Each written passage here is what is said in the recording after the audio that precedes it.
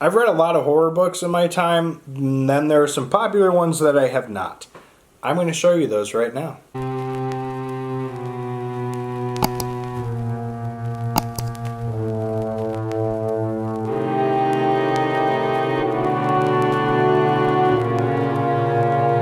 Alright guys, welcome back to my channel. I am Zach with Zacks Books, and welcome back to another episode of Zocktober. And in today's episode, what I've got for you is some popular horror books that I have not read yet. These are books that are, well, popular in horror, and that I, well, have not read yet. So, pretty self-explanatory. We will have these linked down below if you're intrigued with any of these books. I'm going to try my best to try and talk about them. I can vaguely talk about most of these, but some of them I don't know a whole lot about, but I know that they are popular, and I really need to read them. So, as always, don't forget to like, comment, subscribe, and let's get into some books. Alright, the first one I'm going to talk about is American Psycho by Bret Easton Ellis. So, what I know about this is it's about this guy who works on Wall Street, and his name is Patrick Bateman. And he's pretty much the best way how to kind of describe this is he is a broker by day and like a murderer by night. I want to say is kind of what happens. But eventually he starts kind of getting more insane and like his murderous sprees kind of start happening during the day.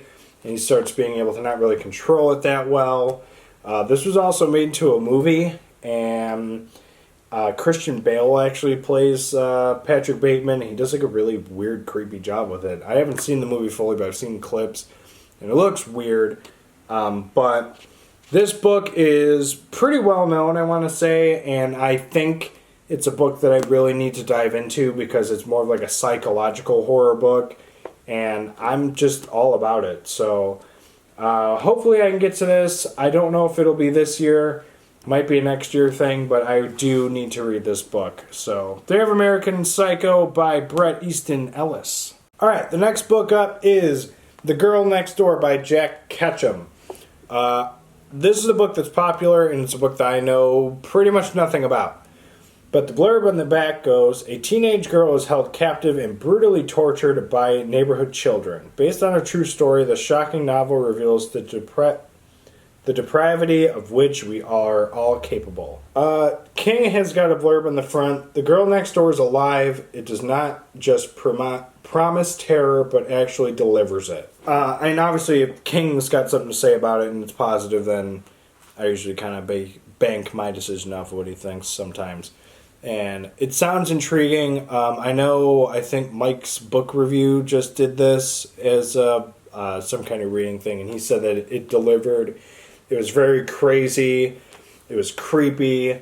And obviously that's just kind of what I try and go for. So I do need to read this. And I can't wait. I'm excited. And yeah, there you have The Girl Next Door by Jack Ketchum.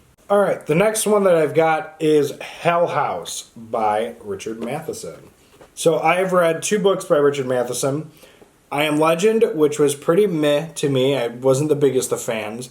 And then A Stir of Echoes, which I actually thought was better than I Am Legend, which a lot of people think vice versa. But Hell House is another one of his top dogs, and I really need to read this book. A lot of you guys have been commenting, asking if I have read this. No, I have not, but I believe I have it on my October TBR, and I really do need to read this book. Stephen King's got another blurb on the back of this book. Hell House is the scariest haunted house novel ever written. It looms over the rest the way the mountains loom over the foothills. That's speaking a very bold statement, considering how I absolutely love The Shining by Stephen King, and I consider that to be a haunted house book. So, we'll see. I don't know. The other haunted house book I read that was major was The Haunting at Hill House, and I was not a fan of it. Danielle thought it was meh. I think we ended up giving it about the same star rating, but I was more disappointed in it than she was. But yeah, very excited to get to this book, Hell House by Richard Matheson. Alright, the next 2 horror books that I know I need to read are probably the 2 biggest and obvious ones that there is. Mary Shelley's Frankenstein and Bram Stoker's Dracula.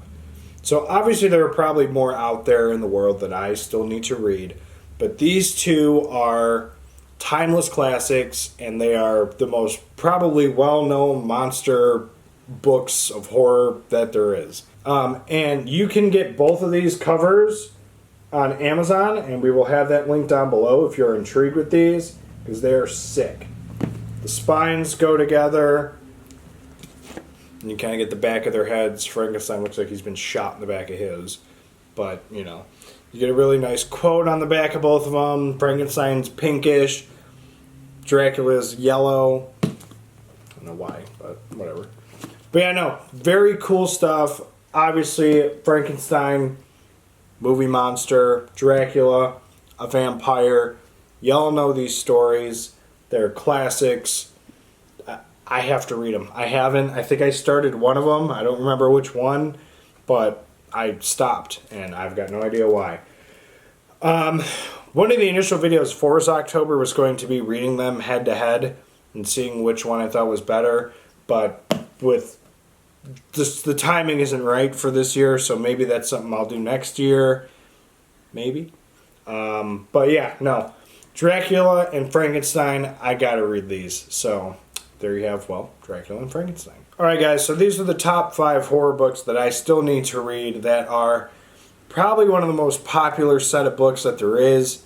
Obviously there are more out there in the world that I do need to read, but these 5 I think are the ones that I really, really need to get into. So yeah, again, we'll have these linked down below if you're intrigued with any of these books. And again, don't forget to like, comment, subscribe, and we'll see you guys in tomorrow's episode of Zocktober. Later.